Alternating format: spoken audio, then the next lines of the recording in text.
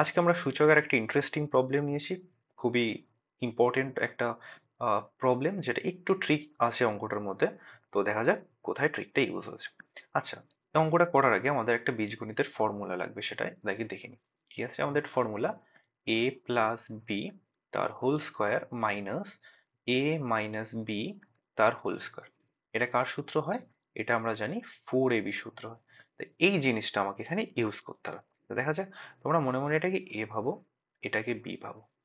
এটা এ, এটা বি। তাহলে দেখো তো, এ প্লাস বি মাইনাস, সরি, এ প্লাস বি তা হোল স্কোয়ার মাইনাস এ মাইনাস বি তা হোল স্কোয়ার। তাহলে এটা কার সূত্র পড়ছে? এই 4ab সূত্র পড়ছে কি? তাহলে এটা কি 4ab আকারে যদি লিখি, তাহলে 4 এ কত এখানে আমার? 5 to the power 5। বি কত এখানে আমার? 0.01। তাহলে 4ab আকারে লেখা আছে। এ দেখো, এইটা আমার এ, এটা আমার পি, আর সূত্রের এটা 4 লেখা যায়। আর এখানে যে 5 to the power x ছিল, থাক। ওকে, আশা করি তোমরা এটা বুঝতে পেরেছো। জাস্ট একটা বীজগণিতের ফর্মুলা ইউজ করেছি। আচ্ছা, এখানে 4 যা আছে থাক, এখানে 5 to the power 5। আচ্ছা, এই যে যেটা রয়েছে পয়েন্ট তুলে কত আসে? 1/100, তাই তো?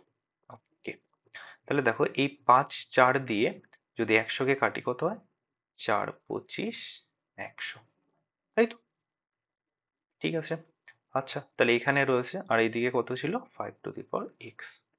তাহলে এখানে দেখো, এখানে রয়েছে উপরে 5 to the power 5, আর নিচে দেখো এই 25, কে কত লেখা যায়? 5-এর স্কোয়ার। তাহলে এখানে কত থাকছে? 5 to the power x।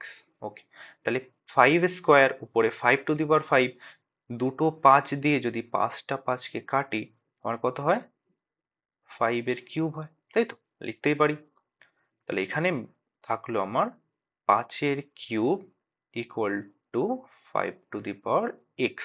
এবার আমরা সূচকে কি জানি? যদি বেস সেম হয় তাহলে পাওয়ার সেম হবে। তাহলে এখান থেকে আমি কি লিখতে পারি? 3 ইকুয়াল টু এক্স।